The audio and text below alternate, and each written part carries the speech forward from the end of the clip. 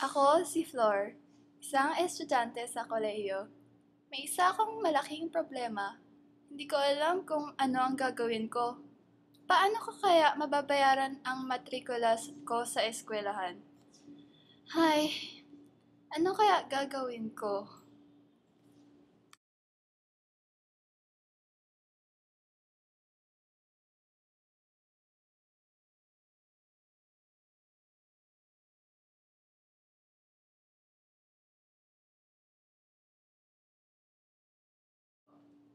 Hmm, paano kaya kung nagnakaw ako?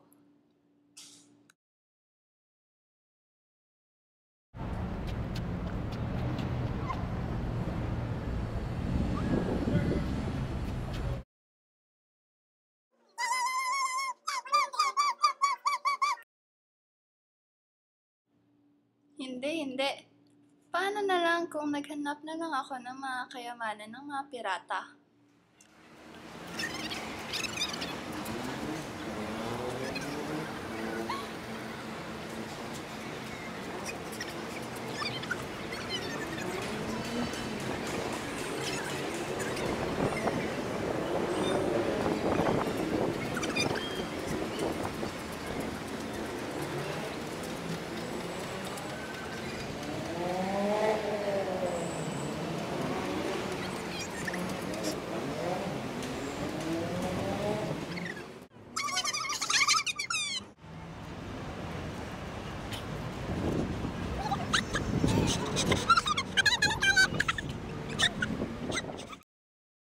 Nangutang ako sa isang pating. Oh, bakit? Kailangan ko na yung pera eh. Di ba nakuha mo na yung check galing sa nanay mo? Post-dated na yung check eh. Dapat pinag-discount mo na yung check mo. Magkano ba yung interest ng inutang mo? 3%. Ha? Kung 3% yun, edi luging-lugi ka. Pag nagpa-discount ka kasi ng check, makukuha mo agad yung pera, pero nakaltasan na nila yun. Parang kalabasan lang ay parang nangutang ka, pero imbis na yung interest pagkatapos ng maturity babayaran, nakaltas na agad yun. Mas okay yun pag may check ka at kailangan mo ng pera, 2% lang yun. Baka sayang din yung 1%. Ganun ba? Di bale, 1% lang naman nawala eh.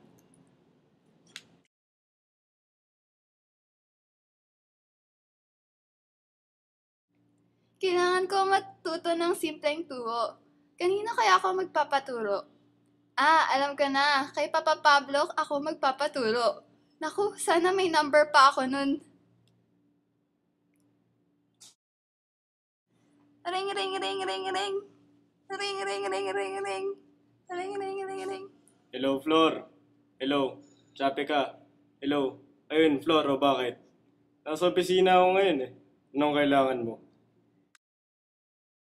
Turuan mo naman ako ng simpleng tubo, oh. Kailangan ko kasi mang utang eh. Ganun ba? Sige, teka lang ah. Email ko sa yung lecture slides with voice tutorial ko tungkol dyan. Sige, Papa Pablo. Thank you sobra! Simpleng tubo. Eksaktong tubo, karaniwang tubo, in approximate time, magkakaibang singil ng tubo. Ang ekwasyon ay I ay para sa tubo, P kapital, R singil, T oras, F hinaharap na halaga. Pag pinagsama-sama, I equals PXR XT. Simpleng tubo o karaniwang tubo in approximate time. Ang ating ehemplo ay 150,000, 2%, 180 over 360 days. Ang hanapin natin ay ang I at ang F. Ang solusyon, P times X times R times T, 150,000 times 2% times 100 over 360 ay 1.5.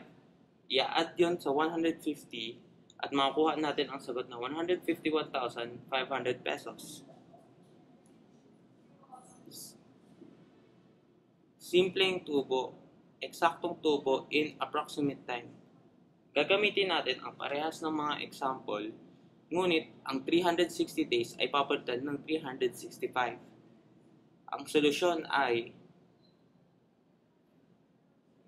yun pa rin ang gagamitin nating ekwasyon At ang papalitan lamang natin ay ang oras na 180/365.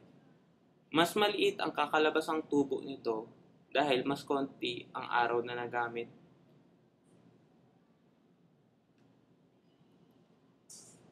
Simpleng tubo at karaniwang tubo at approximate time.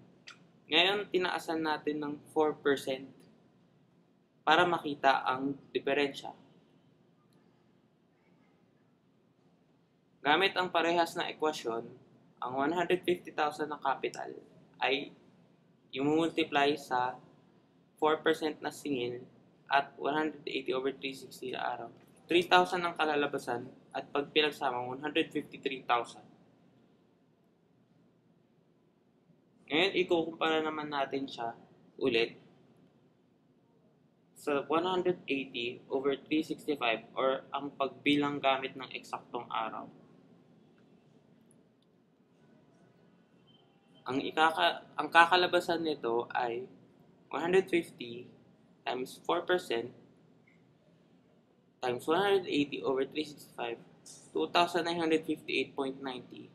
At pag inad to sa kapital ay 152.958. Ito pa,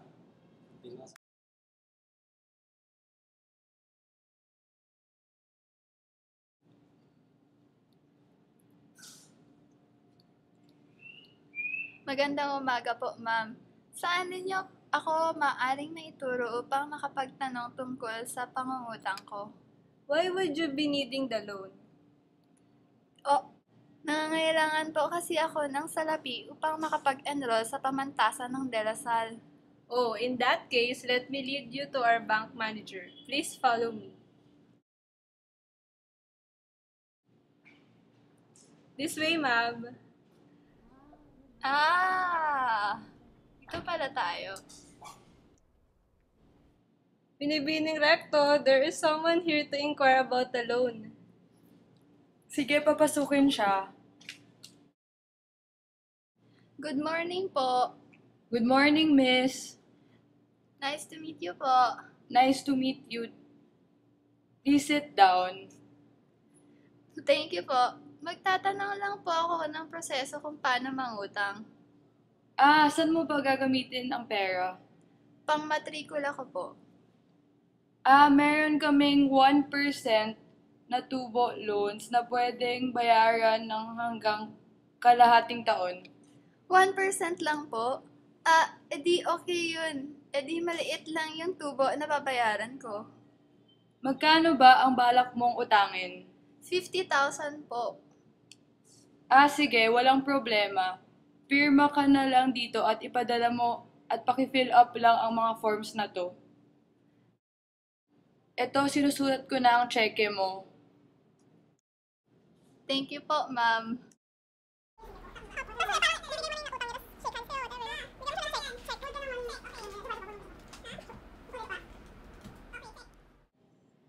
Fill up mo na lang ito pag uwi mo. Ito na. Thank you po. Nice to meet you po. Nice to meet you ulit. Bye-bye. Magbabayad lang po ako ng tuition. Anong termino? Ikatlong termino po. Anong kurso at ID number? HRIM po. 1, 2, 3, 4, 5, 6, 7. Full payment or installment? Full payment po. Kailan ko pa makuha yung resibo ko? Teka, ito na yung EAF mo. Yay! Nakuha ko na rin. Ay, sa wakas. Ay, grabe. Tuntua ako.